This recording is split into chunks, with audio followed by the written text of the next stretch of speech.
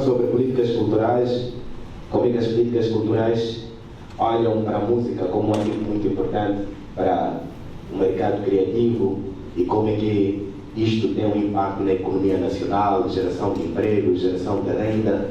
Enfim, discutirmos a música como um objeto fundamental para a nossa economia, para a promoção de direitos fundamentais igualmente, mais do que discutir a ideia mercadológica, mas também pensar a música como um instrumento que nos constrói e as políticas culturais como suporte de toda esta conversa. Dr. Eugênio Santana, conforme disse, representa a Direção Nacional das Indústrias Culturais e Criativas, junto do Ministério da Educação e Cultura. A nossa expectativa é conhecer um pouco mais o trabalho da Direção das Indústrias Culturais e Criativas, o papel que assume para a adoção de políticas culturais que permitam maior financiamento para a música e claramente perceber esse papel estratégico, facilitador e articulador da cadeia criativa. E queremos perceber também, vamos perceber do BIM, Milênio BIM, o papel da banca comercial nessa conversa toda sobre promoção, financiamento à arte, à cultura, em particular da música, e entender as lógicas todas que são adotadas pelo Milênio BIM e, obviamente, vamos permitir perceber toda a ideia da banca comercial, se é uma lógica exclusivamente de responsabilidade social, se há benefícios fiscais por conta disso, se há um ativismo que acontece por detrás disso. Essa é a nossa expectativa. Ao nível do Conselho Municipal da cidade de Maputo, que assumimos que tem um papel muito importante nas várias dimensões, desde os espaços, desde a criação de mecanismos de financiamento, o trabalho de apoio, de advocacia e lobby que é desenvolvido, porque não basta só dizer que as coisas devem acontecer aqui ou que nada aqui, mas já toda uma situação e circunstâncias devem ser criadas. Essa é a nossa expectativa em relação ao Conselho Municipal da cidade de Maputo, na pessoa do Sr. Vereador, Dr. João Faquinho. Do Banco Mundial, o Banco Mundial é uma instituição financeira internacional voltada para o desenvolvimento sustentável e a redução da pobreza e desempenha um papel, e pode desempenhar um papel muito importante na promoção de políticas culturais e no financiamento da música de modo particular, sobretudo nos países de desenvolvimento, como é o caso de Moçambique. A expectativa é saber como é que o Banco Mundial define a cultura, define a arte, define a economia criativa como estratégica para promover o desenvolvimento sustentável num país como o nosso que está em via de desenvolvimento. Portanto, essas são as linhas centrais. Os nossos painelistas reúnem todos os requisitos e toda a experiência e um perfil adequado para esclarecer as nossas expectativas e as nossas perguntas. O nosso modelo de conversa vai obedecer o seguinte modelo: teremos duas apresentações de dois painelistas. Dois painelistas vão simplesmente apresentar as suas ideias, os seus posicionamentos. Teremos duas rondas de perguntas ao nível do painel central e vamos abrir sessão para que o público possa participar deste debate. Portanto, asseguro dialogar. E começo precisamente com o Dr. Eugênio Santana, quem vai fazer uma apresentação, um PowerPoint, para dar a conhecer a visão do Governo da República de Moçambique, ao Ministério da Educação e Cultura, à Secretaria de Estado das Artes e Cultura, como é que entende esse trabalho todo por detrás das políticas culturais e como é que pensa a música como um instrumento muito importante de construção da nação nas mais vastas perspectivas. Então, temos o PowerPoint. Estou sentado, quando quiser. Amigo embaixador da França, muito obrigado aos representantes do Banco Mundial, do BIM, o vereador do Banco, muito obrigado ao Paulo João e ao School Festival e ao público cá presente. Tenho muita honra de representar a Ministra da Educação e Cultura neste grande evento. Vou iniciar assim, de forma rápida, três diapositivas só para fazer o contexto. Eu sei que culturalmente somos vistos muito ligados à oralidade, mas fomos um pouco atrevidos, desta vez escrevemos duas, três coisas. Só isto é que interessava aqui, ver que as políticas públicas de cultura estão viradas à satisfação do cidadão, portanto, o cidadão cultural, não é? E nós temos lei do património, que é muito importante do ponto de vista de políticas públicas, tem um efeito muito forte no posicionamento do mercado, né? Temos com alguma legitimidade assistido à lei dos direitos de autores. Portanto, as prioridades são, era só para contextualizar, as políticas estão viradas à descentralização cultural. A ideia é que a cultura não se faz só em Maputo ou nas cidades capitais, por isso temos alguns eventos como o Festival Nacional da Cultura percorre. A ideia dessa descentralização cultural é a emergência de novos atores nos outros locais. O outro eixo prioritário é a democratização cultural, portanto, a questão do acesso, porque muitos cidadãos não têm acesso à cultura, não é? Tanto seja pelo custo do bilhete, seja pela mobilidade, pelo acesso. A questão da capacitação, o nível de qualificação dos gestores culturais em Moçambique, quer do Estado, privado, nível descentralizado ou não, é muito abaixo da média. Portanto, temos gentes qualificadas, licenciadas, mas não especializadas. Cerca de 60%, 70%, 80% dos gestores culturais em Moçambique não é formado em cultura, é formado em química, em biologia. Esta é uma prioridade da formação destes cantos. E a investigação, o outro eixo, o conhecimento da cultura é muito importante para a formação de públicos, que é a última análise, são aqueles que vão aumentar a participação em festivais como a ZGO, em cinema, em clássico, sem investigação. E temos 3 instituições de ensino superior ligadas às artes, a ECA, o ISARC e a UP, mas temos grandes desafios em termos de produção de conhecimento.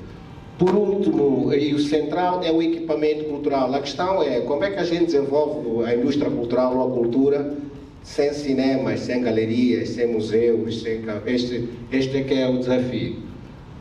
Falando da prioridade associada à educação cultural, ao acesso, nós temos aqui, por exemplo, trouxe o exemplo do Festival Nacional da Cultura, que tivemos em Sofala, em Niassa, em Maputo, e teremos em Tete agora, em agosto. O número 130 refere-se ao valor que nós, portanto, queríamos ter, 130 milhões, e o 30 é o valor que recebemos de Estado. Mas vou desenvolver isto depois na segunda fase. Obrigado, paro por aqui. A leitura não pode ser linear, porque nós também contamos com parceiros, né? Com instituições privadas, com bancos, com outros parceiros que complementam o valor. Mas se queria levantar aqui é que o valor atribuído e o valor solicitado para o festival, a diferença é muito grande. Isso não ajuda a planificação. O fundamental aqui é que onde não está o privado, o Estado está lá. Ou seja, muita da participação do Estado, do ponto de vista de políticas culturais, seguindo esta lógica, é permitir que as populações que estejam em Niassa, em Govolas, tenham também acesso à música, porque o privado eventualmente não tenha interesse em investir, porque não há um ganho financeiro ao retorno, e o Estado tem mais ou menos esse papel. Seria esta a minha introdução agora. Obrigado. Obrigado, professor. Dada, muitas perguntas ficam para ser colocadas, vão ser colocadas naturalmente. Quero passar a palavra agora ao Dr. Osvaldo Faquim, também tem um PowerPoint, vai fazer uma... Então, estamos num dilema. É preciso pensarmos em conjunto. Governo, instituições de ensino, para nos ajudar a estruturar bem e também para captar, não é, os investimentos. Porque eles não querem investir em terreno, digamos assim, onde não vai germinar nada. Colegas, as notícias não são boas, não somos prioridade. As notícias não são boas, não somos prioridade. O Banco Mundial, ainda bem que está aqui, vai aqui nos ajudar a perceber um pouco sobre isso. Está a apoiar um programa de mapeamento e... Bom, na verdade, quando o Dr. Osvaldo dizia que nós temos que ajudar o governo, eu lembrei-me da velha máxima, né? O governo deve nos ajudarmos para nós ajudarmos o governo, né? Acho que é uma sinergia. Então, como é que as prioridades são definidas pelo Banco Mundial? Por exemplo, no setor das artes e cultura. A criação deste programa de mapeamento. Que lógicas seguiu? Por que investiu-se num programa de mapeamento? E por que é importante? Será usado para que efeito? E que possa melhorar e mudar o setor das artes e cultura e o acesso ao financiamento para a música e para as outras áreas. Por que este programa de financiamento e como é que são discutidas as questões de prioridades. Por que a cultura nunca é prioridade? Assumindo que o Banco Mundial disse aqui que é lamentável que o setor criativo não seja priorizado pelo potencial que apresenta e até o nível de oportunidades de autoemprego que gera, e que provavelmente podia ser uma solução para a questão da pobreza. Isto me põe numa confusão de entendimentos. Queria que nos explicasse mais ou menos um quadro desta fotografia toda. Muito obrigado. So I'll go back to English if that's fine, but maybe just a few clarifications before we go further. First, the World Bank doesn't finance directly private sector projects, or let's say an SME or a creative entrepreneur. We don't do that. We finance governments. Our clients are governments. So I have to give a bit of context here. When you say there is a fund that's a World Bank fund, and it's their criteria that apply and their rules and so on, it's not really true. If you have a fund, and we'll talk about one of them here that we're financing, it's a fund of the government, and of course the criteria, the rules, and so on, they're decided together, but it's owned, managed, and implemented by the government.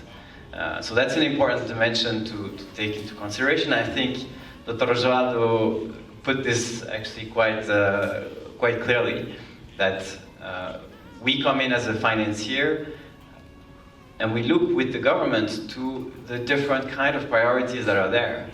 And it's very difficult to justify, for instance, investing in restoring a movie theater, for instance, versus building a new school or repairing the main highway, the N1 that connects north and south. So to put yourself in the shoes of financiers, it's very difficult to compare these various kinds of projects. And the only way you can argue that we need to support or finance investments in culture, whether it's in this kind of infrastructure, theater, stages, studios, other form of infrastructure, or whether it's investing through funds that can help finance creatives, entrepreneurs, startups, innovators, is by showing the impact that it has on jobs. If I have to keep it simple, this is the most basic way that we can justify. Even for the N1, even for other infrastructure projects, in the end, we will measure whether building this road will help increase trade, increase transport, how many jobs are going to come out of this. Is this better in that way, using public funds in that way, as opposed to supporting entrepreneurs in one or another sector? So that's really the job is not the only dimension, but it's the most important one if I have to keep the sort of thinking simple. Of course, there's also education, public health, and other kinds of dimensions that come into the picture. So just to sum up, it's very difficult to argue that we have to invest in creative industries and in culture if we don't have those numbers, which is exactly why we're doing the study.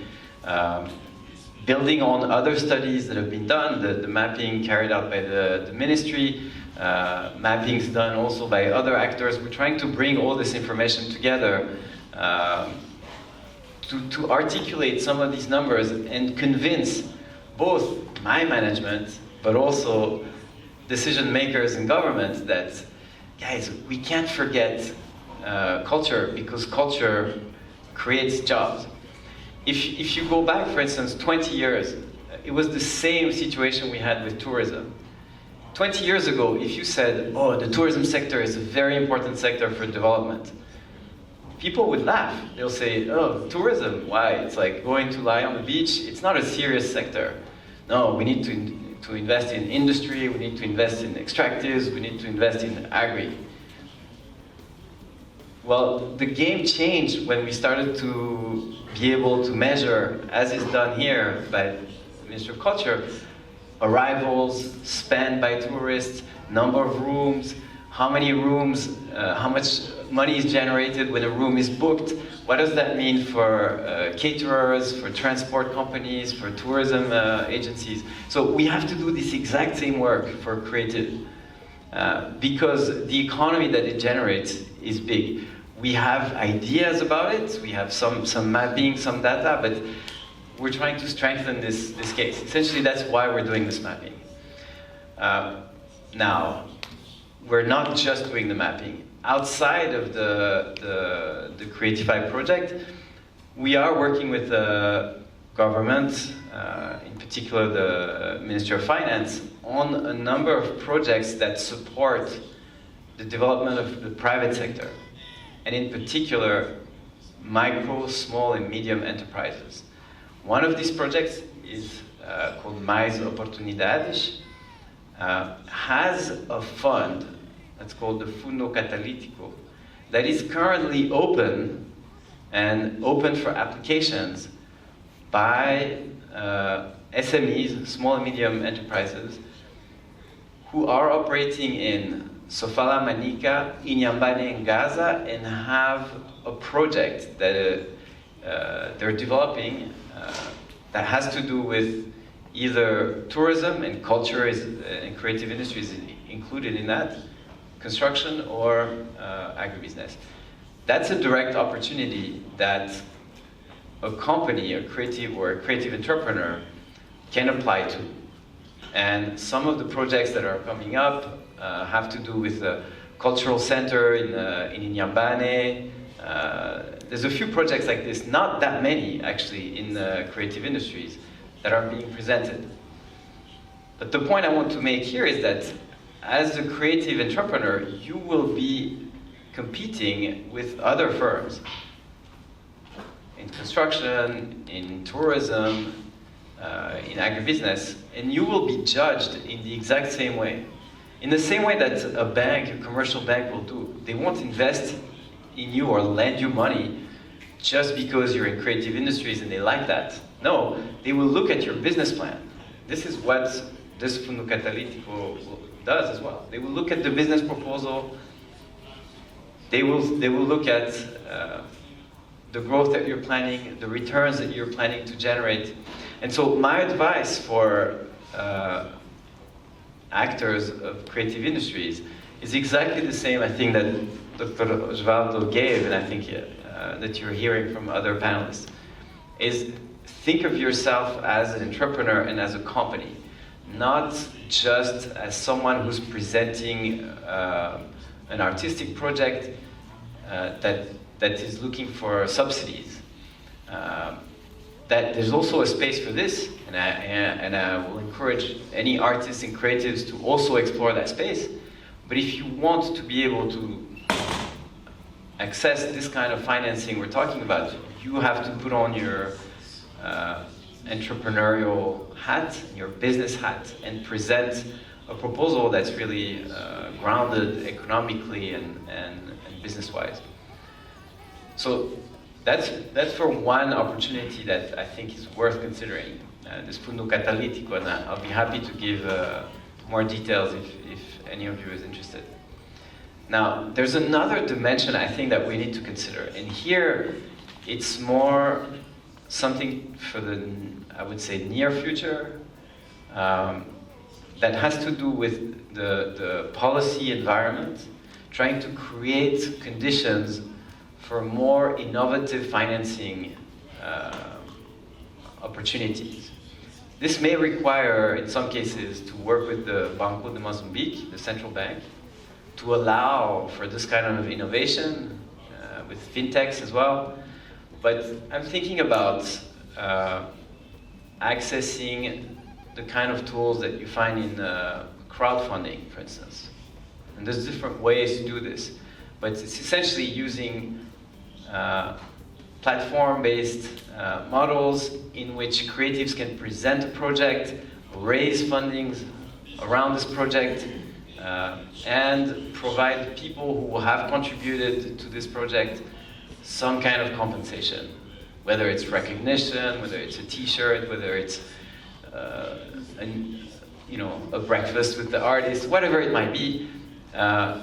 Crowdfunding allows for this, and there's a number of platforms that exist, and I'm not sure, and I'm looking at some of you guys here, but how much this is available or actually operational in Mozambique. There may be some challenges in actually using these platforms. That's one of the points I wanted to talk about. The other one is looking at also angel investing.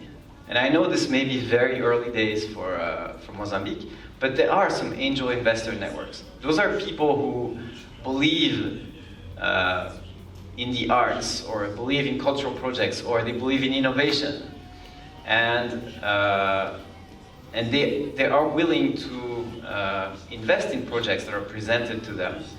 I know there's an angel investor network that's kind of being established in Mozambique. That could be another avenue. If you have a project that can meet these kind of requirements, it's another avenue to explore. Also, this may require a bit more structuring with the regulators, but it's something that's worth exploring. Another one is really through incubation, and here there is a few entities here.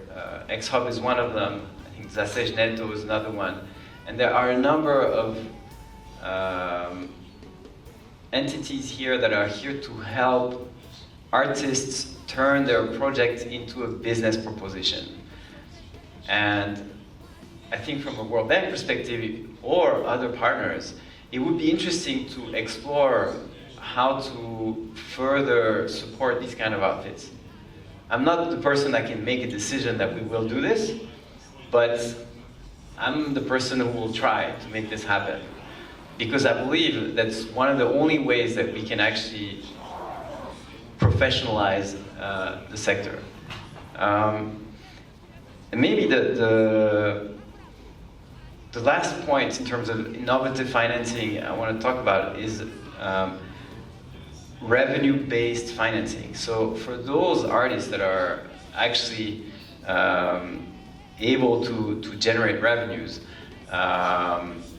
in particular through platforms and streaming, but other ways you generate revenues, stage performances. You can also mobilize support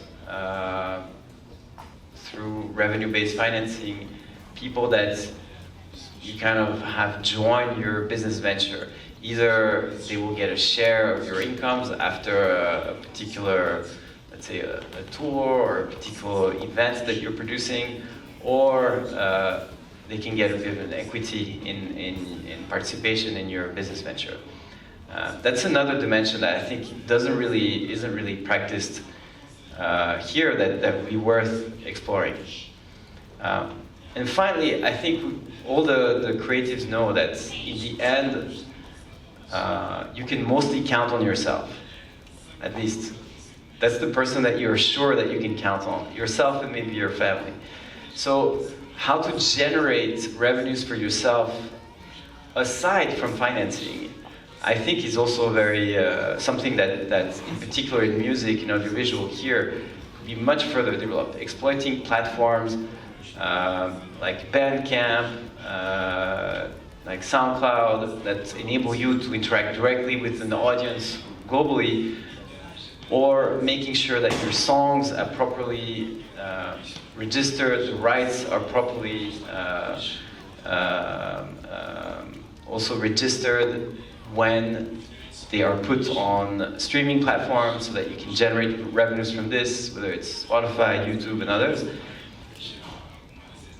I mean, it is happening. I don't know, Paulo, what's your experience with this? But a lot of the producers that I'm talking to here in the music industry are generating. It's not huge amounts, but it can be 100, 200, 300 per month, US dollars. Which, as you grow your repertoire, it builds up.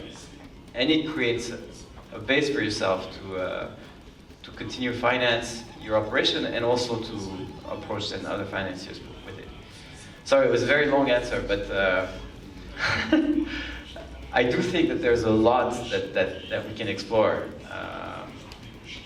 in Mozambique, and we'll be happy to work with you on exploring these issues. Thanks. Muito obrigado. Está aberta a sessão para comentários, perguntas e respostas. Já temos a primeira reação. Temos protocolo, temos o microfone disponível aí para circular. Boa.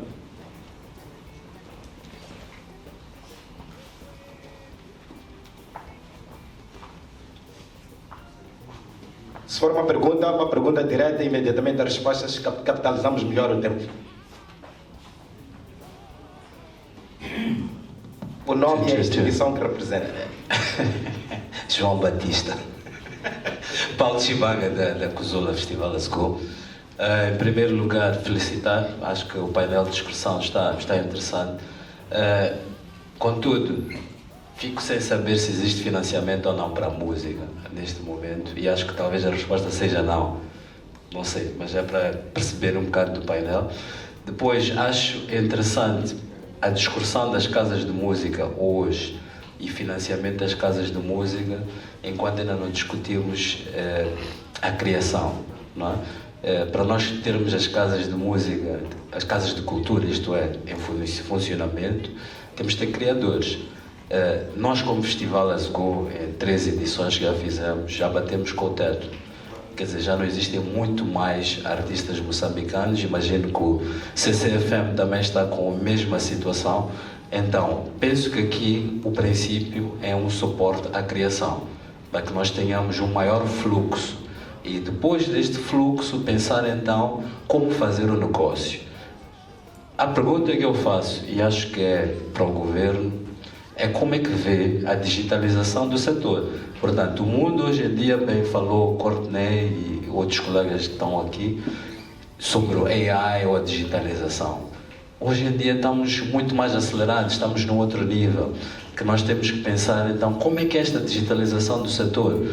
Quando fala de streaming e um banco ou governo, neste momento, que deveria, penso eu, estar a fazer, é como estimular este processo para que os criadores realmente recebam este income que falou o Courtney.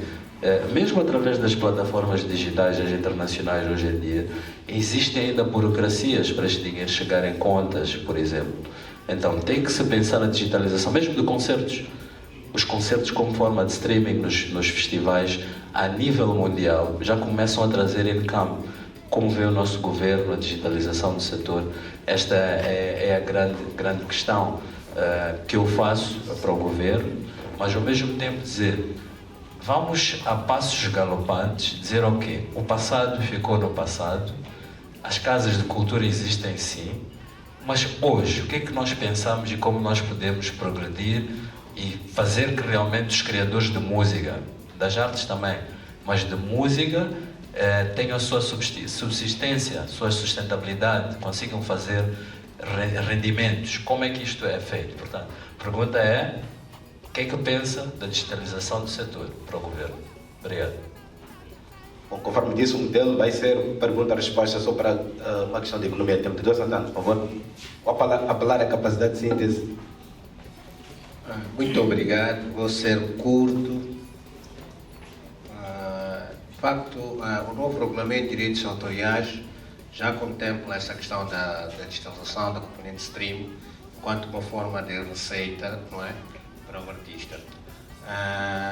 Sucede que este processo, quer do registro nessas plataformas, quer é um processo que tem a ver muito com a iniciativa do próprio artista. Nós, enquanto governo, criamos políticas, não é? E temos enormes desafios em termos de implementação também neste nível, porque, por exemplo, os royalties, a nível de direitos autoriais, é um pouco altruísta, ou seja, as instituições, sobretudo as de televisão e rádio, poucas contribuem, o fazem por prazer ou bondade. Nós não temos um sistema de metadados, ou seja, um sistema de controle daquilo que portanto, é difundido. Se tiver algumas sociedades de autores que temos, ao redistribuir as receitas do artista, o fazem com base em cálculos que não têm nenhum fundamento técnico ou metodológico. Não é? Uma instituição de televisão, por exemplo, pode entender que este mês acha que deve dar X valor. Não é? E isto, como é uma relação em que o artista estabelece com a sociedade em que o representa, nós temos um papel limitado. No entanto, devemos nós, enquanto governo, quando digo governo, refiro todos, criar uma plataforma de monitoria desta questão do stream. Plataformas. As leis já existem, mas não basta que existam leis, é preciso que elas sejam operacionais. Tomamos nota desta necessidade e já expressamos com alguns parceiros. Nós precisamos ter um hardware, um sistema que diz que a música 344 ml foram tocada 10 vezes. Temos que saber com dados, porque é possível hoje. E até o que acontece agora é que é difícil. A nível visual, estamos num processo de digitalização, por exemplo, dos filmes através de Nikon parceiro, o que podia permitir, portanto, rendimento para os seus produtores ou realizadores, mas a nível, portanto, da performance, estamos com desafios enormes e eu concordo.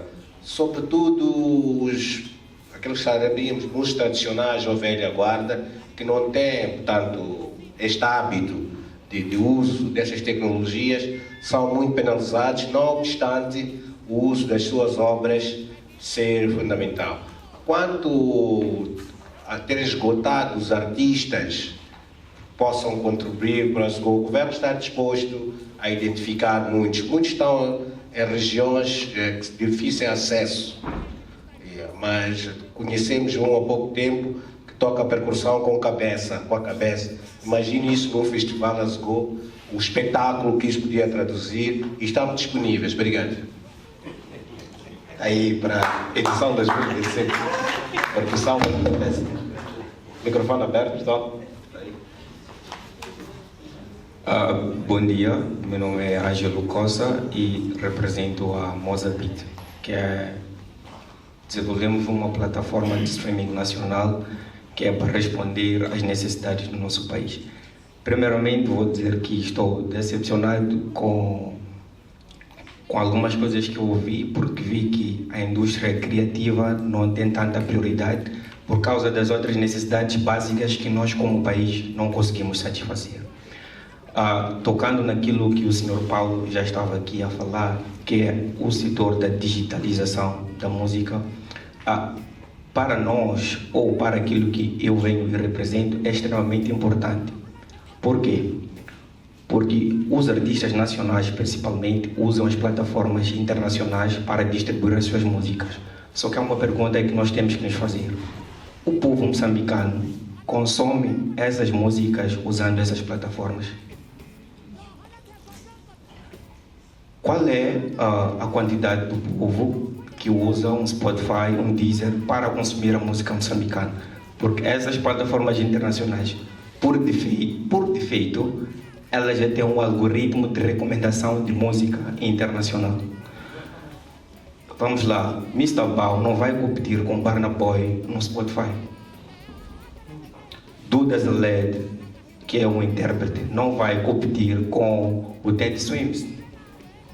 Tu pode escutar músicas moçambicanas por 10 minutos, mas o algoritmo por recomendação já te dá uma música fora daquilo que é o nosso ecossistema. E o povo moçambicano não está familiarizado com essas plataformas. Então eu acho que é o momento agora de nos unirmos, nós como país, como povo, para criarmos aquilo que é o nosso e consumirmos aquilo que é nosso.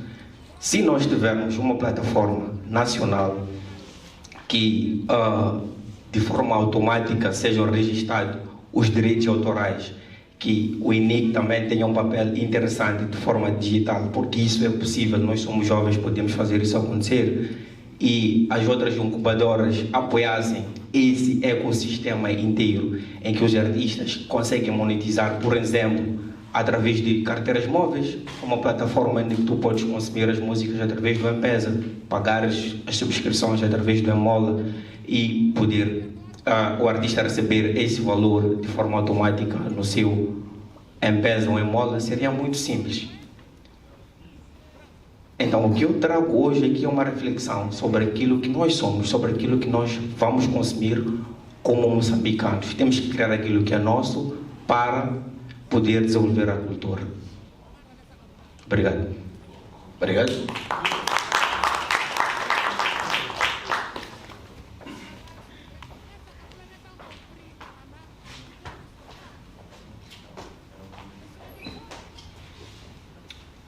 Muito boa tarde, bom dia ainda.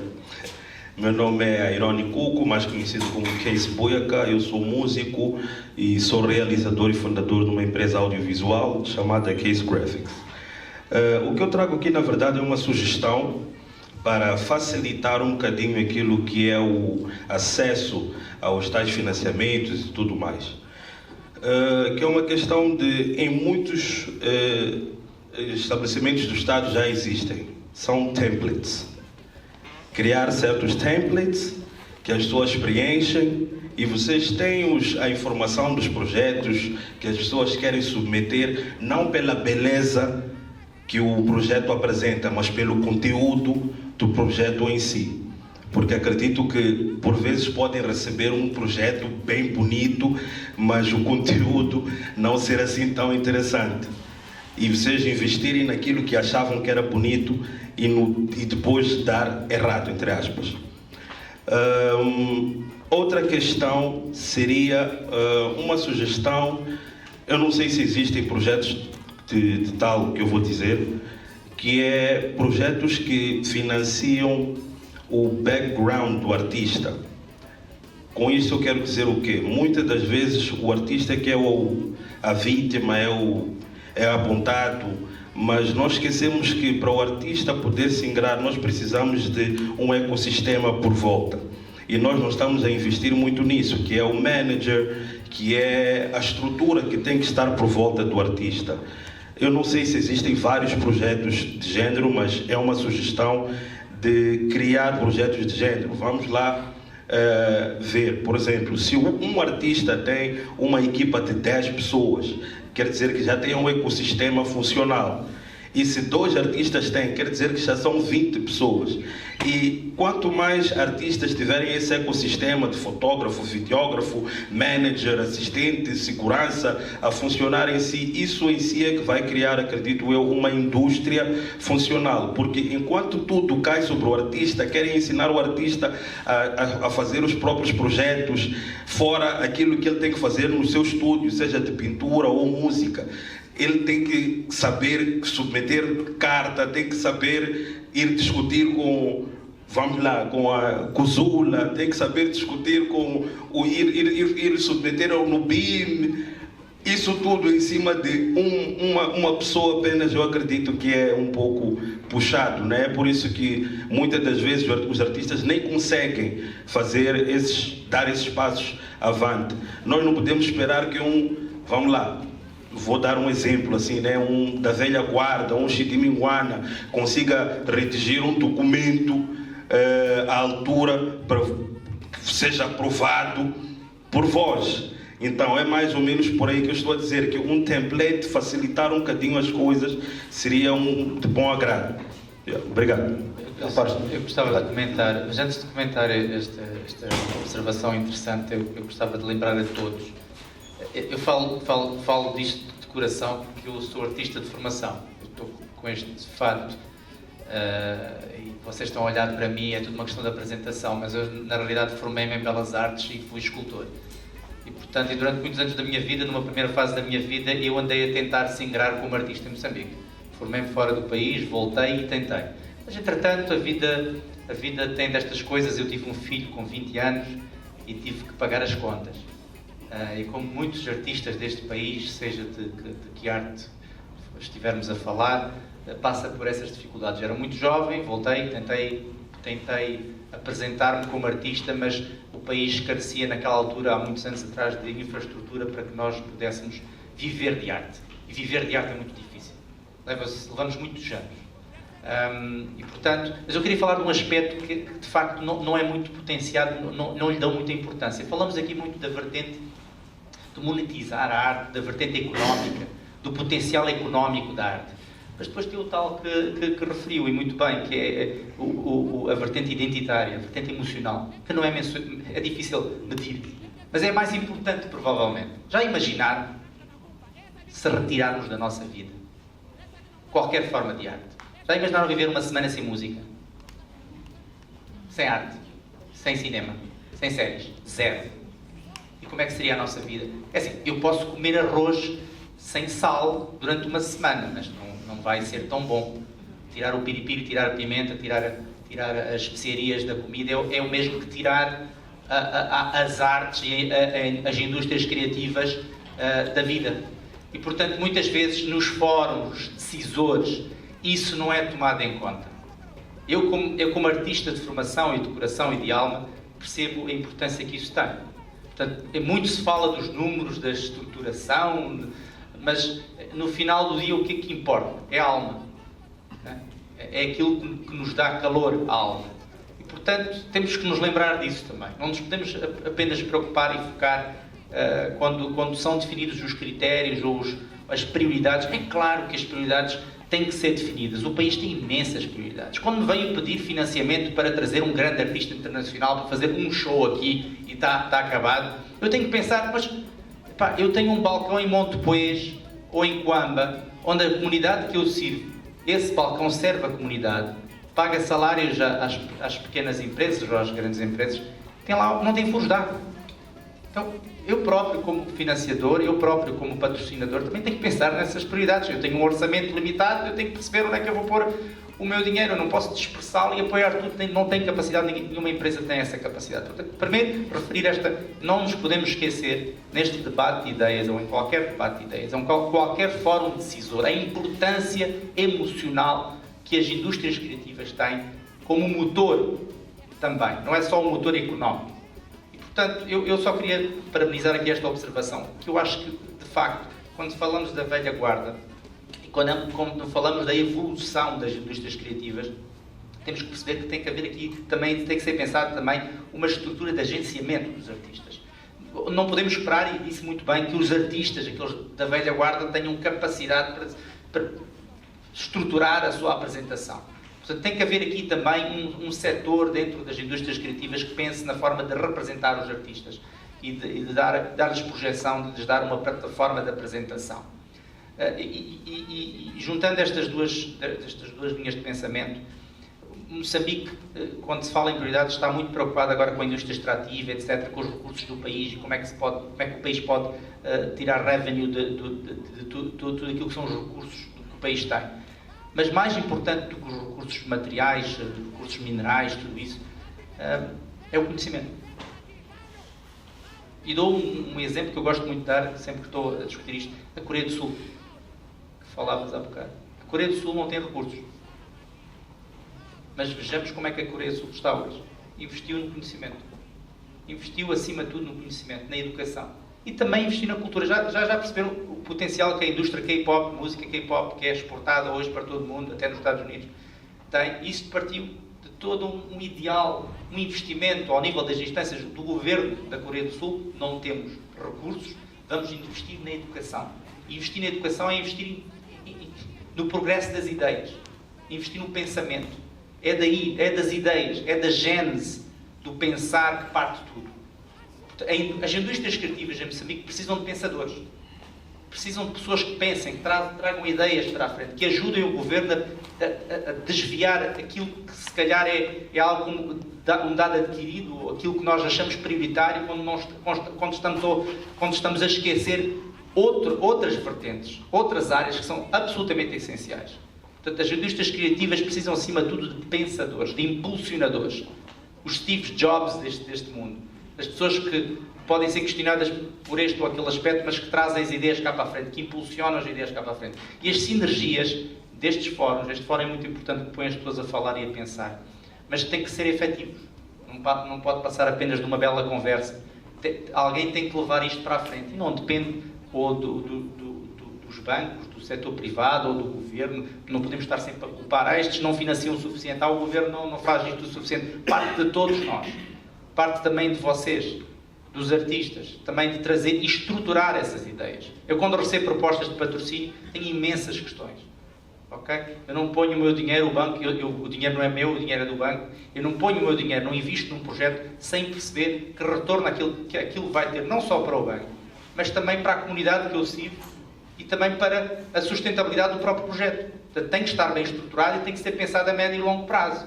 Eu prefiro 1000 vezes estar a investir num projeto que apoiamos o Azul há muitos anos, temos outros projetos que apoiamos há muitos anos, do que estar a apoiar um espetáculo musical que vai acontecer uma vez, e é o que é. Que retorno é que isso traz até para o próprio projeto, para a sustentabilidade de quem está a trabalhar nesse projeto. E lá está.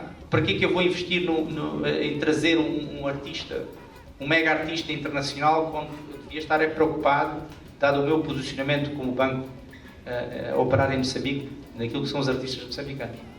Portanto, são só algumas observações soltas.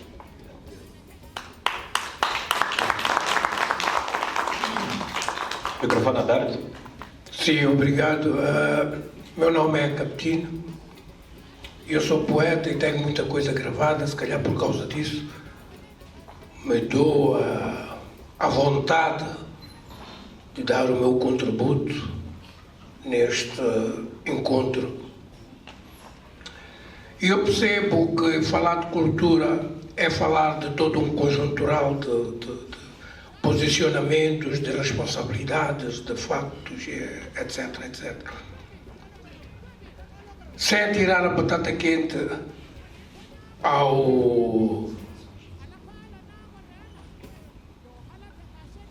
Santana e ao vereador, é por olhar para a responsabilidade do Banco Mundial ou do Millennium BIM como algo complementar, não com menos responsabilidade, mas a partir de algo de base que as duas figuras possam apresentar. O que mexeu comigo foi quando se falou da cultura, não olhando tanto para a cultura como esta nossa forma de ser e estar, não só olhando assim para a cultura ligada a outras responsabilidades como a educação, a saúde e outras áreas. Olha-se para a cultura como quem canta, quem dança, quem toca bateria, quem toca, sei lá, que instrumento possa tocar. E olhando para a cultura assim, desta maneira, vai ser muito difícil pensar-se em qualquer que seja um financiamento de tal modo que possa abranger assim grandes massas. Havemos de continuar com aquele problema que tínhamos antes, de regionalismo, do tribalismo, e de olhar para caras a quem a gente dá dinheiro, a quem a gente não dá dinheiro. Graças à pergunta que foi feita aqui pelo David, foi altamente frontal, quando perguntava ao vereador, olha, como é que vocês dão os prémios e como é que escolhem, como é que chamam as pessoas, onde é que vocês encontram as pessoas? A resposta apareceu, não sei se essa resposta foi capaz de satisfazer aquilo que é a necessidade de todos nós. Moçambique tem passado por problemas muito fortes, políticos, onde grandes países nos têm ajudado, nos têm apoiado. Quando se trata de guerras e tal, o nós vem cá, a União Europeia e tal, resolvemos o problema. É verdade. De síntese, colegas, tá sim, desculpe. É verdade que não é na totalidade, mas alguma coisa resolve-se. Digo isto porque quando o representante do Banco Mundial diz que, olha, nós dependemos do que o governo nos diz, nós não podemos agir sem que o governo nos diga algo. Bom, isto é dito assim desta maneira, significa que o nosso governo não está olhando para a arte ou para a cultura da mesma maneira como se olha quando é o problema das guerras e depois não sei o que mais, e que se possa pedir apoio a pessoas de tal modo que elas possam fazer exatamente aquilo que elas sabem fazer melhor. Porque se esperarmos a ideia apenas do governo, o governo vai manter exatamente aquilo que tem como pensamento. Não vai ser a forma como provavelmente traria as soluções à pessoa que nos foi contratada para trazer as resoluções. Então, a minha ideia é pensarmos nos investidores de tal modo que esses investidores possam trazer algumas políticas também de sítios onde por lá passaram e trouxeram grandes soluções. Muito obrigado. Muito obrigado pela intervenção, Rica. Doutor Osvaldo, quer comentar? Muito obrigado. O Catine colocou uma questão, acho que é uma questão direta, mas não acho que tenha sido colocada pelo David. Ele é que está a colocar e faz bem colocá-la como tal. Como é que nós, onde é que nós vamos buscar aquelas pessoas que homenageamos e atribuímos prémios? Olha, a cidade de Maputo é vasta e ela é diversa e a área da cultura também é diversa. Tem poetas, como disse bem o Catine, tem músicos, não é? Tem escritores, tem pintores. É diversa, portanto, com o pouco que temos e também com a necessidade de reconhecermos aqueles que fazem, não é? Vamos buscar, em tempos diferentes, as diversas pessoas que há na cidade. Os últimos, como disse, foi Nelson Saúde e foi o nosso saudoso João Bazin. Okay? A título posto. Aliás, o João Bazin vai relançar a obra O Livro da Dor, não é? Que é sobejamente conhecido. Penso que devemos ler todos. Portanto, os critérios são vários. Vai chegar a vez a todos, mas como os recursos são parcos, não vamos levá-los a todos. Né? Mas bem colocada a questão, é pertinente. Também é importante nós olharmos para esta discussão não de forma decepcionante, mas de forma desafiante, não é? Porque estamos com uma questão, não é? Por resolver, todos nós. Olha, eu estou no município de Maputo, mas amanhã não estarei. Mas eu sou cidadão moçambicano. O Santana representa o governo, mas amanhã não estará. É cidadão moçambicano, não é? O Catine pode, outro dia, estar aqui nesta cadeira. Não é? Portanto, temos que olhar para as questões como moçambicanos, para encontrarmos, eu gosto da palavra sinergia, mas sinergia no verdadeiro sentido, não é? A comunidade artística, o governo, os potenciais parceiros, as universidades. Eu continuo a bater nesta tecla. Quando se dizia aqui, bem na plateia, e reforçou-se aqui, a necessidade de formar gestores, não é? Porque o artista não vai ter tempo, de facto. É preciso que haja, por trás do artista, gestor. E nós tivemos esta dificuldade no setor da educação, porque tínhamos professores, não tínhamos gestor. Mas agora já formamos, não é? Especialistas em gestão da educação, que é para conseguir gerir uma escola. Porque estão aí as escolas, se não tem gestor, o professor não é gestor, não é? Eu sou professor na universidade, se me derem a faculdade para gerir, é importante que eu passe por um processo, não é, de formação, ainda de curta duração, para eu saber gerir a faculdade.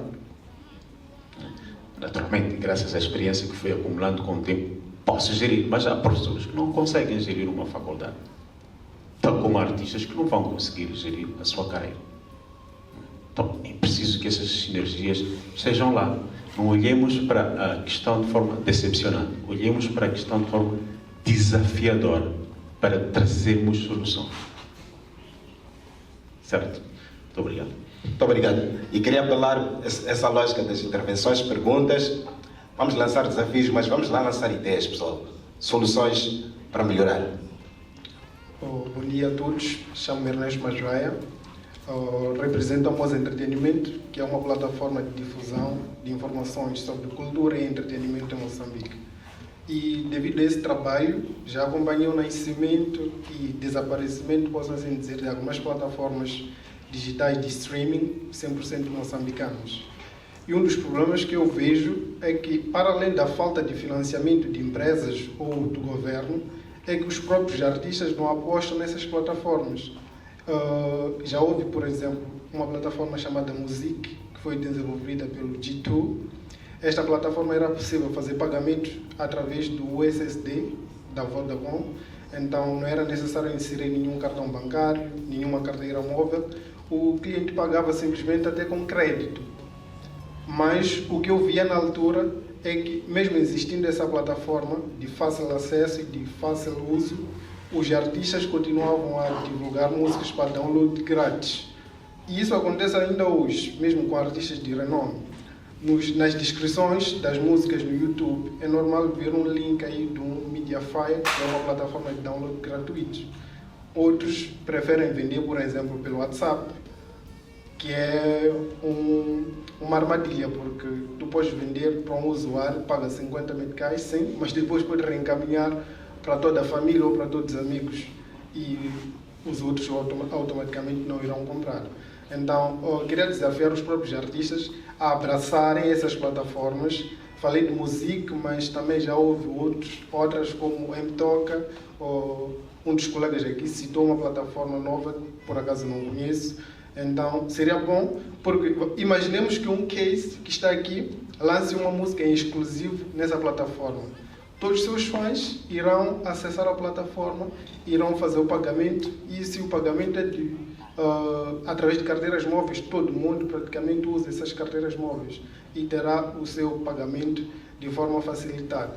Ao invés de plataformas internacionais como Spotify, Apple Music, em que as pessoas têm que inserir seus cartões bancários, outras pessoas não sabem fazer pagamentos online. Então, para além de buscarem financiamentos para essas plataformas, recomendo que os próprios artistas abracem muito bem essas plataformas nacionais, que conhecem as pessoas, conhecem as instituições que representam, e qualquer problema podem se dirigir até lá sem nenhum problema.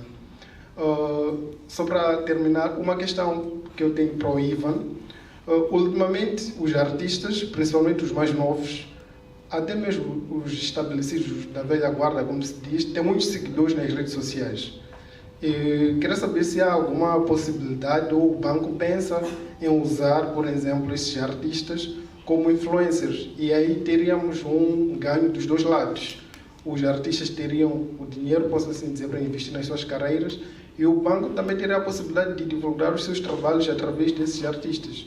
No passado, se não me engano, há 1 ou 2 anos, eu vi o banco, o BIM, a usar um jovem humorista, o Osvaldo, se a memória não me trai, que era para promover o contactless mais no meio dos jovens. Mas existem vários artistas que estão muito ativos nas redes sociais, têm muitos seguidores, e é possível mensurar qual é o alcance dessas pessoas, qual é o target em termos de público que lhes segue e que lhes acompanha. Então, queria saber se há essa possibilidade, o banco pensa nisso, e se isso é uma iniciativa do banco ou das agências, já que sabemos que as marcas muitas das vezes trabalham com agências.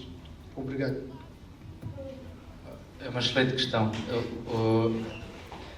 Mas, para responder a essa questão, é importante perceber que eu sou gestor de marca. Quando se gera uma marca, temos que pensar na reputação da marca. Portanto, a seleção dos influencers, ou dos artistas, ou daquelas personalidades que hoje se promovem, ou que fazem product placement, ou que promovem produtos e serviços de marcas através das redes sociais, temos que perceber qual é o posicionamento desses mesmos artistas. Portanto, esse posicionamento tem que estar alinhado com o nosso posicionamento. Okay? Eu, em experiências passadas, já trabalho há cerca de 15 anos em banca e trabalhei para outros bancos, também tive experiências positivas, outras menos positivas, a trabalhar ou com modelos de endorsement a artistas, ou agora mais recentemente já está muito mais em voga a divulgação de produtos e serviços através recorrendo a personalidades, obviamente de várias artes, sejam músicos, sejam humoristas, sejam outros. Portanto, essa experiência foi bem sucedida porque é totalmente mensurável, nós conseguimos perceber o retorno. Foi uma experiência que nós fizemos para perceber se de facto este seria um território pelo qual a marca poderia enverdar. Portanto, por coincidência, estamos este ano com um plano desenhado para dar mais escala a esse tipo portanto, de investimento a nível de marca. Vamos fazê-lo com mais frequência, sem dúvida, mas como é óbvio, tem que haver critérios muito bem estabelecidos. Portanto, nós temos que perceber que o posicionamento de determinada personalidade, o artista, tem que espelhar o nosso. Portanto, a conduta desse artista ou a forma de estar na vida desse artista ou desta personalidade tem que estar perfeitamente alinhada com aquilo que é o nosso posicionamento. Eu dou vários exemplos, há várias marcas já que se deram muito mal a fazer esse tipo de associação, porque quando eu associo a marca a um artista, tenho que perceber que tudo o que esse artista fizer dali para a frente pode ferir ou não a marca, percebe? Portanto, se este artista tiver uma conduta questionável em um determinado evento ou na sua vida particular, vai automaticamente ferir a nossa marca. Portanto, podia citar milhares e milhares de exemplos em que isso correu muito mal. Portanto, as marcas têm que fazer um estudo aprofundado e não é feito apenas pelas direções de comunicação e marketing das empresas, mas também pelos seus parceiros de comunicação, onde nós, obviamente, temos que fazer um estudo aprofundado sobre se faz sentido ou não associar a marca a determinada pessoa. No caso do humorista que refere, correu bem, porque sabemos que o nosso mercado reage muito ao humor, à comunicação que é diluída através do humor, portanto, e nós quisemos difundir aquilo que era a tecnologia contactless nos nossos cartões e funcionou de facto muito bem. A marca não estava forçada nessas comunicações, mas tínhamos através principalmente da plataforma TikTok, onde nós não estamos, mas que ele está, mas também estava noutras plataformas, conseguimos difundir aquilo que eram as vantagens de utilizar os cartões com a tecnologia contactless. Portanto, funcionou. Portanto, lá está. Mas não parte apenas só de nós ou dos nossos parceiros de comunicação, também parte da forma como esses artistas ou essas personalidades, nós estamos aqui a falar explicitamente dos artistas, como é que eles se posicionam. Okay? Portanto, nesse caso em particular, este humorista, que é uma forma de arte, digamos, ou outros, também já perceberam que há aqui um território que podem explorar positivamente para ter um ganho. Portanto, a forma como eles se posicionam, sem beliscar aquilo que é a essência da sua arte, como é que eles se posicionam e como é que em parceria com uma marca podem de facto explorar outro revenue stream, portanto outra forma de ter um retorno financeiro. Pronto, portanto sim, vamos fazer isso com mais frequência e outros bancos e outras empresas de outros setores também o estão a fazer com mais frequência. A digitalização de todo este diálogo que estamos a fazer, a importância do digital é cada vez maior pelo mundo que vivemos. Falávamos da automatização, da robótica, do aparecimento da inteligência artificial, mas temos todos muita sorte e eu tenho muita crença e muita fé que o setor das indústrias criativas é provavelmente o setor muito mais difícil, ou se calhar o setor mais difícil de ser substituído pela inteligência artificial. A inteligência artificial, pelo menos na versão atual, pode replicar, pode imitar, mas nunca vai substituir aquilo que é o poder da nossa mente, o poder de um cérebro humano e o poder da criatividade espontânea. Obrigado. Muito obrigado. Estamos já a 6 minutos do fim. Temos espaço para mais 2 intervenções breves. 2 intervenções, temos que respeitar a nossa agenda. Obrigado. Obrigado. Meu nome é Geraldo Mutuque, sou do Instituto Superior de Arte e Cultura. A primeira questão que queria fazer ao professor Santana tem a ver com o primeiro parágrafo do slide. Diz que há poucos estudos, queria saber se já recomendou estudos, uma vez que foi diagnosticado deficientes estudos. Um dos problemas que os estudantes sofrem com eles quando vão ao campo é acesso a dados estatísticos fiáveis. Eu queria saber, por parte do INIC, como um todo, como é que tem estado a trabalhar a questão de informação estatística fiável no campo das ICCs. É verdade que ouvimos aqui o trabalho do Banco de Moçambique, do Banco Mundial, desculpe, que tem a ver com esse trabalho exploratório. ao nível da música e de audiovisual. Mas aí eu salto para questionar ao Osvaldo. Qual é o nosso paradigma de tratamento das políticas culturais? É só música? Como é que nós olhamos as outras manifestações? Eu estou a acompanhar o debate, eu sinto que é como se, no fim, queremos também voltar a um paradigma, de subalternização da cultura, segundo, da supremacia da música em relação às demais expressões artísticas. Muito obrigado. E também parabenizar pela intervenção soberba do Ivan, mais do que marqueteiro, mas também como artista, sobre essa supremacia do que se sente, não só econômico, como muitas vezes queremos discutir. Obrigado. Obrigado. Só queria recordar que o tema é políticas culturais e financiamento da música. Só queria recordar esse aspecto. Tá bom? Estamos a ser fiéis ao tema que me junta aqui. Temos as perguntas. Pode começar, Dr. Osvaldo. Muito obrigado. A parte da resposta é aquela que deu. Mas nós também olhamos para todas as artes. Aliás, nós lançamos há pouco a Bienal de Arte Sustentável, não é? Eu disse aqui na apresentação, onde vamos buscar os artistas plásticos, não é? E através da reciclagem, digamos assim, apresentam as suas ideias, deixam ficar o seu talento, ok? Portanto, olhamos para todos, não é verdade que olhamos só para a música.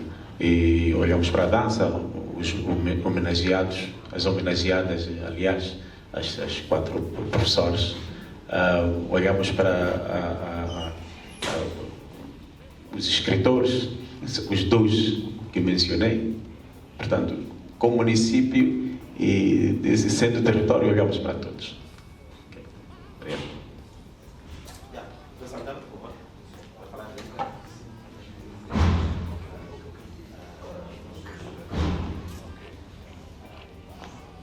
Desculpe, vou roubar só 10 segundos, como referi no início, e a estruturar a minha apresentação, 2 pontos que refletem o tema.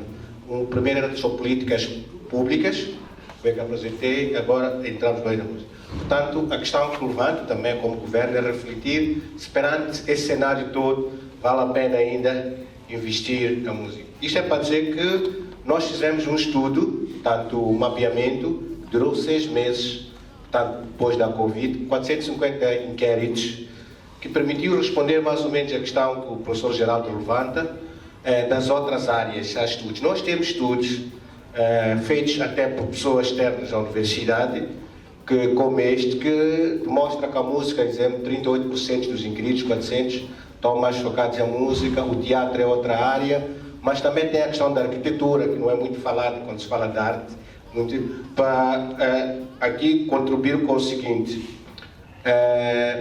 nós, com esses dados, já poderíamos ter traçado uma política de financiamento de cultura.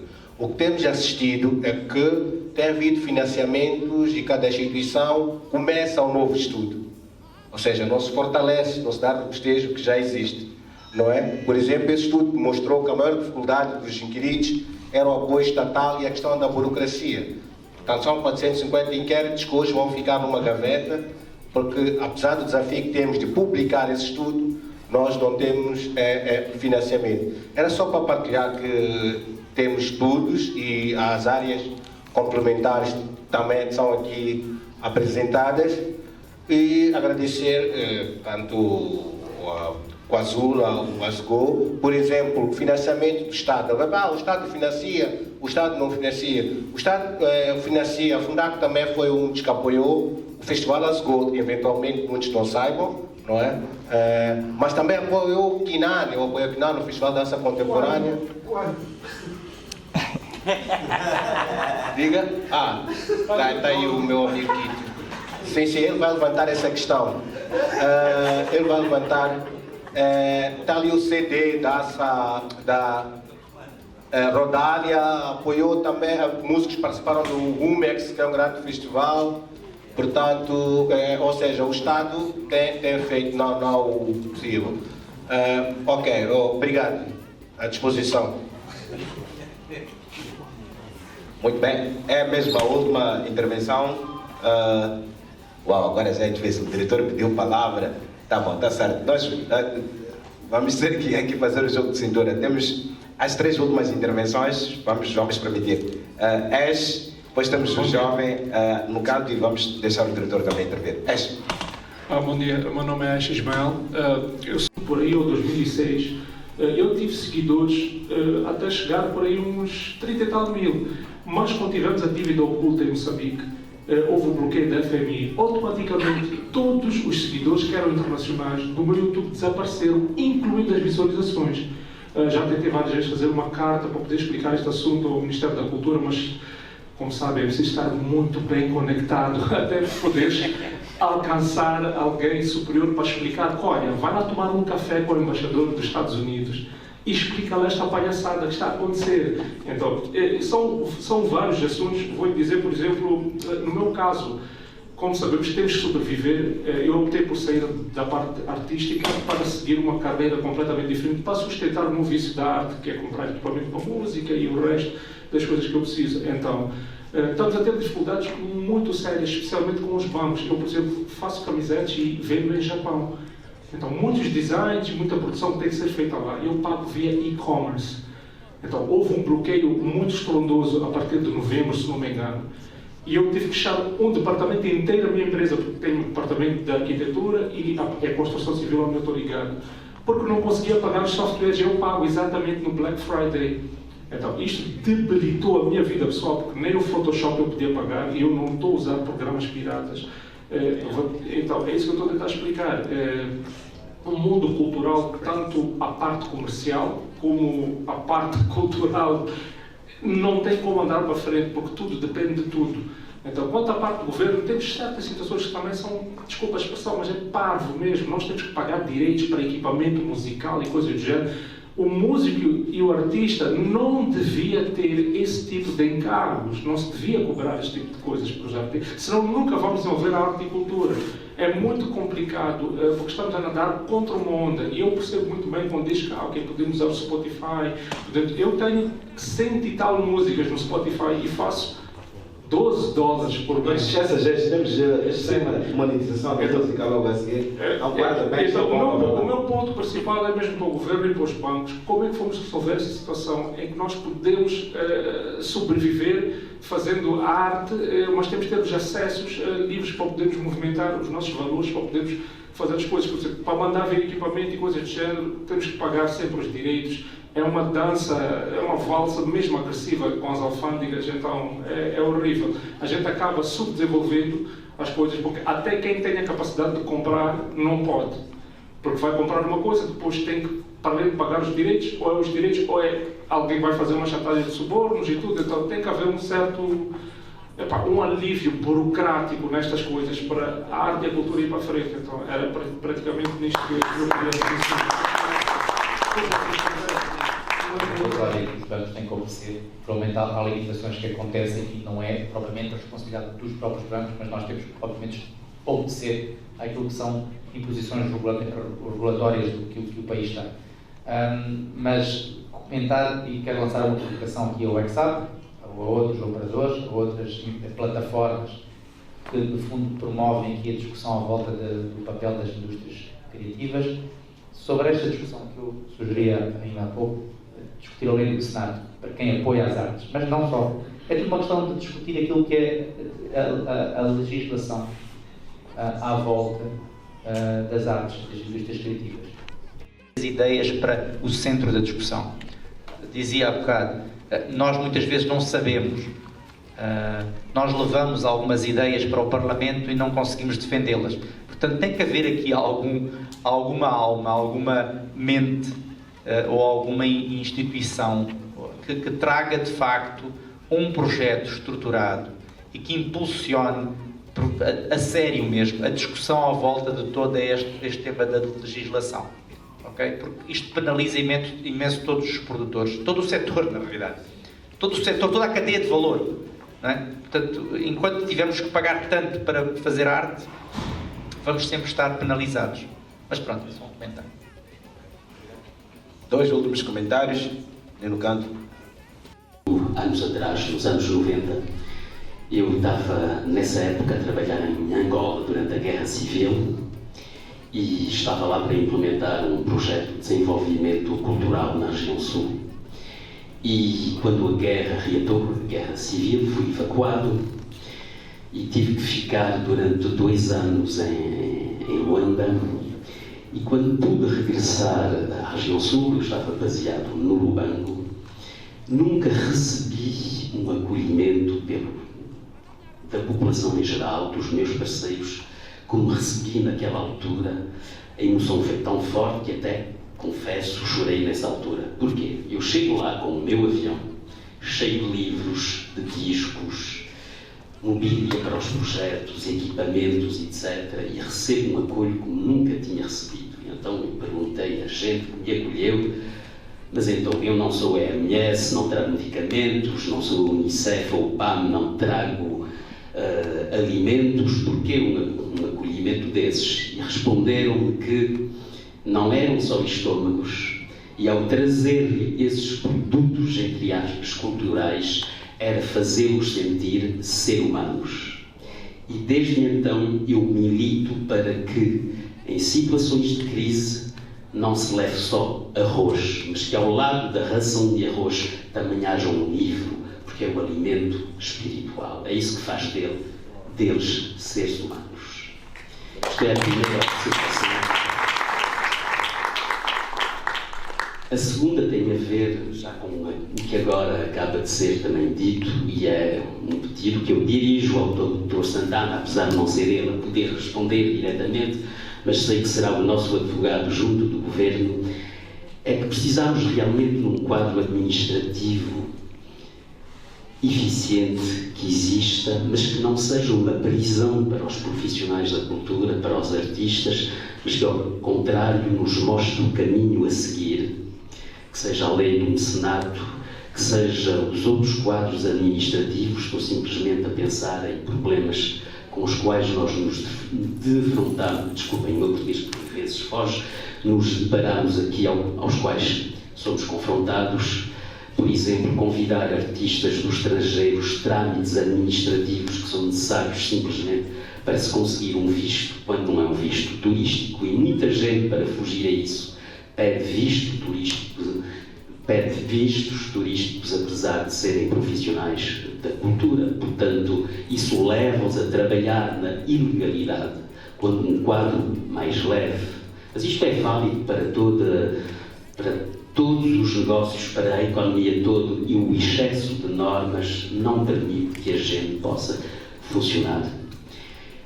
E a terceira observação tem a ver com uma noção muito francesa. Na França nós falamos dos produtos culturais como sendo produtos excepcionais, a exceção cultural. Então é militar para que não se considere esses produtos como qualquer outro produto.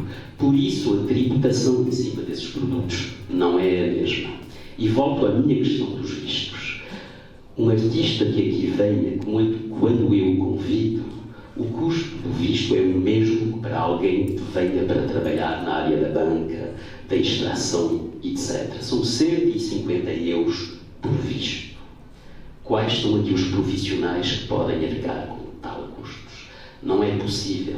E a exceção do produto cultural, portanto, seria ter uma política de tributação especial para essa área. Isto é uma das questões. Outra coisa, eu desde que aqui cheguei, o primeiro diagnóstico que eu fiz foi que, afinal, os artistas e os profissionais da cultura neste país vive-se um certo isolamento, porque o mercado hoje em dia para os produtos culturais não é só o mercado moçambicano, porque o poder de compra é muito pequeno, porque a digitalização, a mundialização, etc. E para lutar contra isso, para favorecer essa internacionalização, é preciso criar espaços de encontro, convidar novamente profissionais e artistas do estrangeiro, favorecer a mobilidade também dos profissionais e dos artistas moçambicanos. Só que isso aí também torna-se muito complicado. Mais um exemplo. Convidamos profissionais para intervir em Angola, quando devemos pagar os seus cachês no exterior.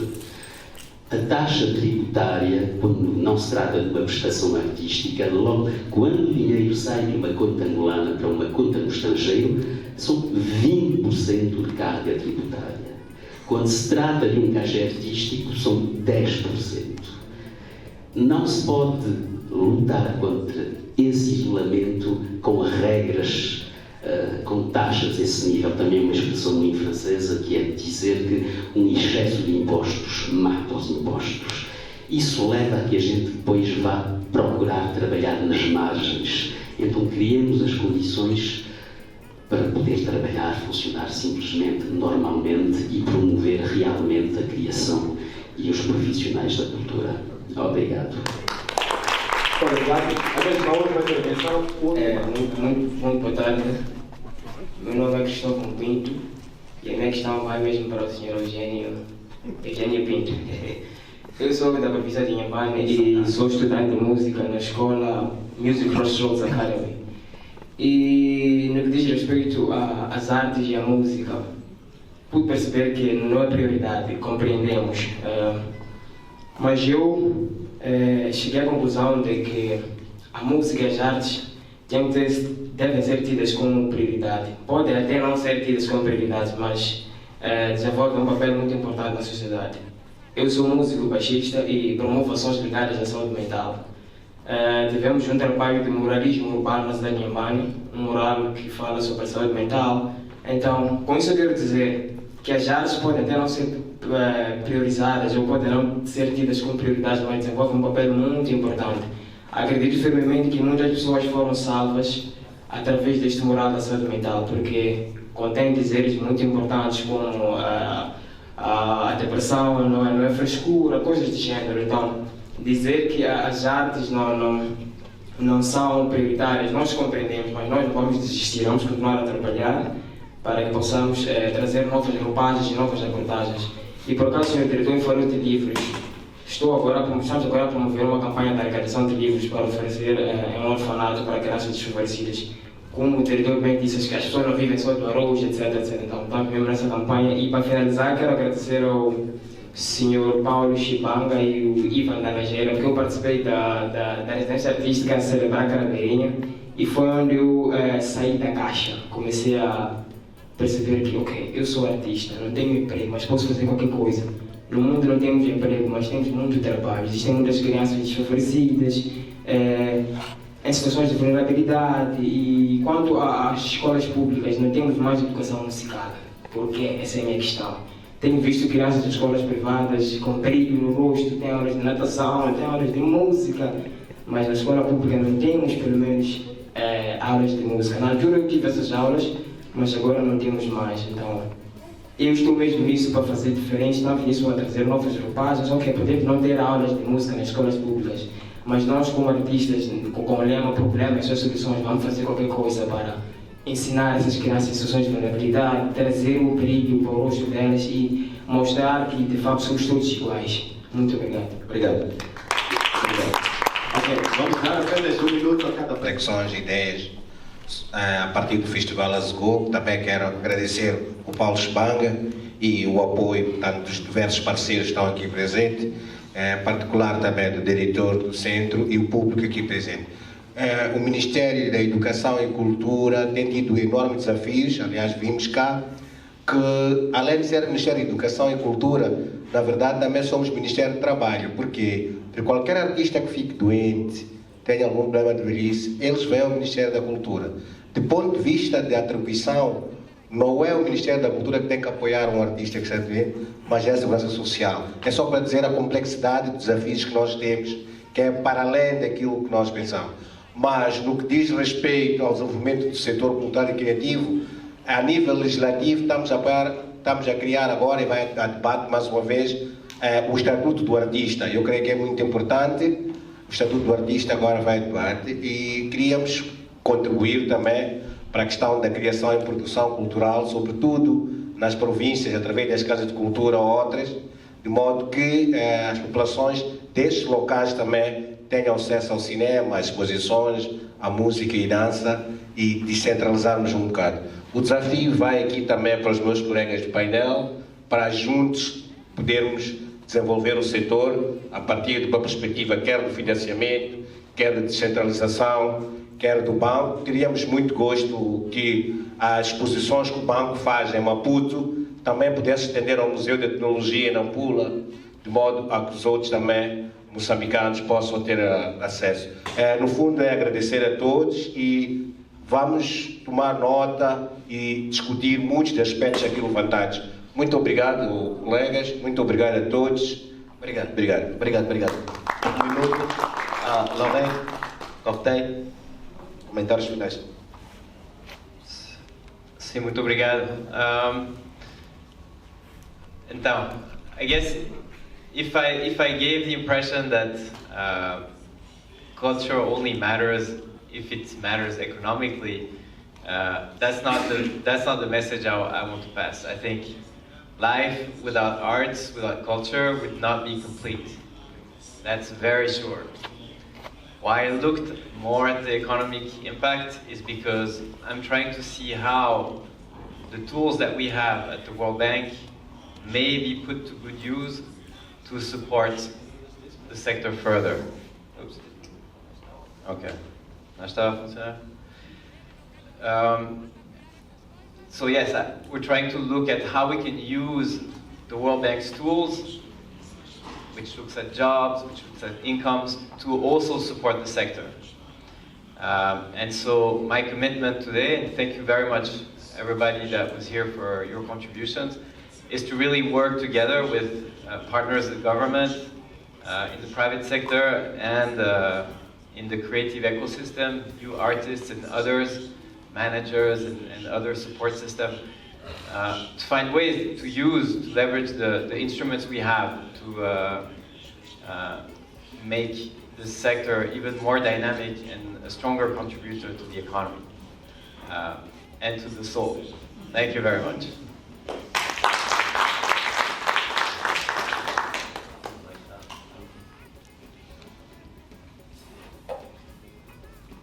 Muito obrigado. Bom, primeiro queria agradecer à Ex-Hub, o ASGO, por nos ter convidado para este painel e esta belíssima plateia que deixou ficar aqui as suas ideias e contribuições valiosas para o trabalho de todos nós na área da cultura, na área das artes. Aprendemos bastante e registramos bem aquilo que ficou e estamos felizes porque o curso de debate levou a que todos nós percebêssemos que a cultura é fundamental para a vida de qualquer país, é a nossa alma e se é assim até chegamos à conclusão de que estruturada de forma adequada é possível que ela também traga benefícios econômicos e se trouxer, se for bem estruturada e economicamente viável, é preciso que seja financiável. Então os bancos estão aqui, estão a dizer, aliás o Banco Mundial está aqui a dizer que se percebeu que não é prioridade, não é essa a mensagem que se quer deixar ficar e nem é essa a mensagem que o município quer deixar ficar, nem o governo. Nós sabemos que a prioridade é a alma. Temos enormes desafios, é preciso que nas conversas que nós temos com os nossos parceiros, né, principalmente o Banco Mundial e aqui o BIM que está representado, nós deixemos ficar que é preciso que levemos também a alma. O país não se faz só de negócio, né, faz também potenciando aquilo que somos e aquilo que somos potenciamos através da arte, através da cultura, através digamos assim, daquilo que fomos cultivando ao longo do tempo. O município vai continuar aberto para apoiar, não é, os artistas, apoiar a cultura. Nós, por exemplo, temos uma iniciativa que funciona no Dzinza Centro Cultural, que é o centro de apoio ao artista, porque muitos artistas, como bem se disse aqui, não estão devidamente estruturados para ir buscar negócio, não é? Mas vamos lá pensar que o Banco de Moçambique, o Banco Mundial, o BIM, quer usar um determinado artista e porque ele não tem uma empresa, não é? Dificilmente vai aceder à oportunidade, mas através do Cinza pode, digamos assim, aceder a essa oportunidade, e os pagamentos são feitos, digamos assim, ao artista via Cinza, porque está lá, está estruturado e tudo mais. É uma forma, digamos assim, de apoiar o artista. Essas iniciativas podem haver no X-Hub, por exemplo. Eu acho que é uma forma de apoiar o artista, e noutros quadrados. Muito obrigado. Este já morreu. Muito breve, agradecer a todos a participação ativa de todos os que estiveram presentes, aqui dos meus colegas do painel, do moderador. Apenas só para dizer que o Millennium BIM está aberto a usar aqui uma palavra, colaboração. A solução não parte apenas de nós, a solução parte da vontade de todos. Aqui acho que há um crescimento que tem que haver, não apenas no setor financeiro, mas nos outros setores também, de aprender a colaborar até com empresas do mesmo setor. Abrir a mão às vezes daquilo que muitas empresas têm, de não, isto é só nosso. Festivais com envergadura, Glasgow, que é um exemplo, outros festivais muito importantes que o país tem, e outras iniciativas culturais não podem depender apenas de um operador, ou de um patrocinador, ou de um apoio. Nós temos que entender de facto esta importância das indústrias criativas, esta importância de projetos culturais que têm para o país, e portanto a colaboração. Ainda temos muito caminho a andar. Obviamente que eu, como gestor de marca ou gestor de comunicação, tenho que também convencer aquilo que é a Comissão Executiva ou o Conselho de Administração da empresa para a qual eu trabalho, e os meus profissionais de área, os meus colegas de profissão têm que fazer o mesmo. Mas acho que isto parte um bocadinho do esforço de todos, o esforço de colaboração de todos. Portanto, se o setor público e o setor privado derem a mão, irão dar a mão se o projeto estiver bem estruturado. E se a vontade partir dos operadores e do setor das indústrias criativas. Mas lá está, tem que ser projetos e tem que ser ideias sustentáveis. E volto a tocar o tema do agenciamento. Os artistas sozinhos também não vão lá. Portanto, isto na realidade, quanto mais nos despirmos do egoísmo e mais percebermos aquilo que é mais importante, que é o fim comum, o objetivo comum de todos. Todos nós queremos em Moçambique ir poder ver um bom espetáculo, ou ir ver um bom filme realizado por um realizador moçambicano. O produto nacional tem que ser impulsionado, tem que ser promovido, tem que ser apoiado. Mas isso não vai acontecer se não houver colaboração. Portanto, eu estou aberto, mas também parte da abertura dos outros. Portanto, e isto só vai acontecer se houver mais diálogos como este, e se houver promotores do vosso lado. Por isso é que desafiei um bocado a EXAB, mas a EXAB se calhar também pode desafiar outros operadores, e para que todos estes setores que estão aqui representados possam começar a falar a mesma língua.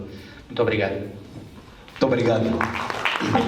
Colaborar mais, participar ativamente, porque esta é uma luta que obviamente deve continuar, até porque ficou consensual que o maior petróleo de Moçambique é a sua cultura. Por isso, pessoal, a luta continua. Até já.